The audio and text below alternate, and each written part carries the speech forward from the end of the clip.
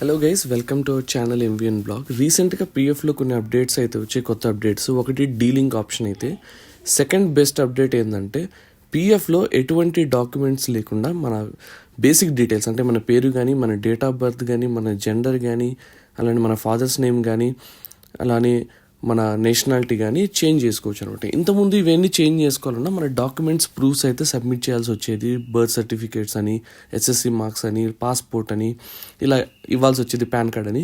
కానీ ఇప్పుడు కొత్త అప్డేట్లో, రీసెంట్గా వచ్చిన అప్డేట్లో ఏం డాక్యుమెంట్స్ లేకుండా మనం మన బేసిక్ డీటెయిల్స్ని ఇన్స్టెంట్గా చేంజ్ చేసుకోవచ్చు విత్ ఆధార్ ఓటీపీ. దీనికి మీ ఆధార్కి మీ ఏదైతే మొబైల్ నెంబర్ ఉందో ఆ మొబైల్ నెంబర్ మీ ఆధార్కి లింక్ అయి ఉండాల్సిన అవసరం అయితే చాలా ఉంది. ఎందుకంటే ఆధార్ లింక్ మొబైల్ నెంబర్కి వచ్చిన ఓటీపీతోనే మన డీటెయిల్స్ అనేవి మనం చేంజ్ చేసుకోగలం అనమాట. సో ఈ కొత్త అప్డేట్ అయితే చాలామంది యూజర్స్కి బెస్ట్ అని చెప్పొచ్చు. ఎందుకంటే వాళ్ళు ఇప్పుడు దాకా చాలా ఇబ్బందులు పడుతున్నారు. కొంతమంది అయితే చేంజ్ చేసుకోలేకపోతున్నారు ప్రాపర్ డాక్యుమెంట్స్ లేకపోవడం వల్ల. సో ఈ అప్డేట్తో వీళ్ళందరికీ ఊరటొచ్చిందని మనం అనుకోవచ్చు. బట్ ఏంటంటే వాళ్ళ name, age, date of birth, father's name ఇవన్నీ చేంజ్ చేసుకోవాలంటే ఆధార్లో కూడా సేమ్ డీటెయిల్స్ ఉండాలి. సో అప్పుడే మనకి ఇన్స్టెంట్గా వితౌట్ ఎనీ డాక్యుమెంటేషన్ అయితే అయిపోతుంది అనమాట. ముందుగా మనం మన పోర్టల్లోకి లాగిన్ అవుతున్నాం. ఇక్కడ మనకి యాజ్ యూజువల్ ఇంటర్ఫేస్ అయితే ఉంటుంది. మనం ఇప్పుడు చేసిందే లాగిన్ అవుతున్నాం. సో ఈ బెనిఫిట్ వల్ల చాలామందికి యూజ్ అయితే ఉంటుంది. పిఎఫ్ ఆఫీస్ చుట్టూ, ఎంప్లాయర్ చుట్టూ తిరగాల్సిన అవసరం లేదు. ఇంతకుముందు ఎప్పుడైతే మన బేసిక్ డీటెయిల్ జాయింట్ డిక్లరేషన్ ఇచ్చామో అది ఎంప్లాయీకి వెళ్తుంది. ఎంప్లాయీ ఈ సైన్ చేసిన తర్వాత పిఎఫ్ ఆఫీస్కి వెళ్తుంది. పిఎఫ్ ఆఫీస్ అప్రూవ్ చేస్తారు. ఇప్పుడు ఆ ప్రాసెస్ అయితే లేదనమాట. డైరెక్ట్గా మనమే చేసుకోవచ్చు. ఫస్ట్గా మేనేజ్లో వెళ్ళి జాయింట్ డిక్లరేషన్ అనే ఆప్షన్ ఉంటుంది. దాని మీద మనం సెలెక్ట్ చేసుకోవాలి. సో జాయింట్ డిక్లరేషన్ సెలెక్ట్ చేసిన తర్వాత ఆల్రెడీ నేను ఏదైతే మీకు ఇక్కడ స్క్రీన్ మీద చూపిస్తున్నానో ఈ పర్సన్కి ఆల్రెడీ మనం జేడీ అప్లై చేయడం అయితే జరిగింది. సంబంధించిన డీటెయిల్స్ అది జేడీ అప్లై చేయడం జరిగింది. కానీ అది పాతది కాబట్టి ఇక్కడ ఇస్తున్నా చూడండి. The request was generated from old version of joint declaration for quick approval. Please delete this request and initiate new one. ఇది 2024లో జనరేట్ చేసింది. సో మీరు పాత జాయింట్ డిక్లరేషన్ ప్రాసెస్ దీన్ని డిలీట్ చేసి కొత్త రిక్వెస్ట్ని ఇవ్వండి అని వాళ్ళ పిఎఫ్ వాళ్ళే మనకి ఇక్కడ మెన్షన్ చేస్తున్నారు. సో నేనైతే ఇక్కడ డిలీట్ చేస్తున్నాను.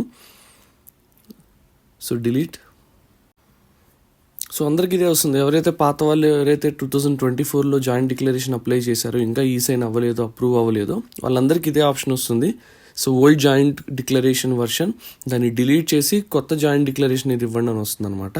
సో పాతదైతే ఇక్కడ డిలీట్ అయిపోయింది. ఇప్పుడు మనం ఏదైతే మెంబర్ ఐడి మన సర్వీస్ ఉందో సెలెక్ట్ చేసుకుని గెట్ డీటెయిల్స్ కొడితే మనకి దానికి సంబంధించిన ఆ సర్వీస్కి సంబంధించి మన personal details and employment details అన్నీ మనకి ఇక్కడ జనరేట్ అవుతాయి అన్నమాట. సో చూడండి, వన్స్ ఇక్కడ మనం జనరేట్ అయిన తర్వాత ఇంతకుముందు ఇక్కడ మన కింద నోట్ అని కనబడుతుంది కదా, అక్కడ మనకి డాక్యుమెంట్స్, ఏ డాక్యుమెంట్స్ అప్లోడ్ చేయాలి, ఎలా అప్లోడ్ చేయాలని అడిగేవాడు. సో ఇవన్నీ ఇంకా సేమే అనమాట. ఎంటిటీలో మన ఏవేవి డీటెయిల్స్ ఉన్నాయో అన్నీ వస్తాయి. అవైలబుల్ డీటెయిల్స్లో మన పోర్టల్ ఏ డీటెయిల్స్ ఉన్నాయి, చేంజ్ రిక్వెస్టెడ్లో మనం ఎలా మార్చాలనుకుంటున్నాం, అంటే ఏ డీటెయిల్స్ మార్చాలనుకుంటున్నాం, ఇవి ఇక్కడ ఇవ్వాల్సి వస్తుంది. కింద వచ్చేసి ఇవి ఎస్టాబ్లిష్మెంట్ సంబంధించిన, date of joining, date of exit సంబంధించింది అనమాట. So available details, change request details మనం అప్డేట్ చేసుకోవాలి. అలానే కిందకి వెళ్తే మనకి ఎంప్లాయ్మెంట్ డీటెయిల్స్ వస్తుంది. Date of joining, date of exit, ఏమైనా చేంజెస్ ఉంటే అవి కూడా మనం చేంజ్ చేసుకోవచ్చు.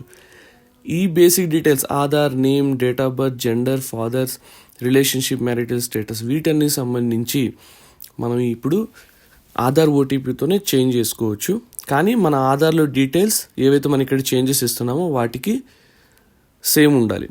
ఒకవేళ చేంజెస్ ఉంటే కనుక ఆధార్ ఓటీపీతో కూడా మన డీటెయిల్స్ అనేవి అవ్వనమాట. సో ఇక్కడ నేను ప్రొసీడ్ అని కొడుతున్నాను. వన్స్ మనం ప్రొసీడ్ అని కొట్టిన తర్వాత మనకి చూడండి మన డీటెయిల్స్ మళ్ళీ ఒకసారి మనం రిఫ్లెక్ట్ అవుతాయి. మెంబర్ నేమ్ చేంజ్ చేయాలనుకుంటున్నాం, అవైలబుల్ డీటెయిల్స్ నుంచి చేంజెస్ రిక్వెస్టెడ్ దగ్గరికి. సో కింద మనకి డిక్లరేషన్స్ ఇస్తారు. సో నేను కంపెనీ వర్క్ చేస్తున్నానని అండ్ అలానే ఓటీపీ కోసం డిక్లరేషన్స్ ఇవ్వాలి. గెట్ ఓటీపీ కొట్టిన తర్వాత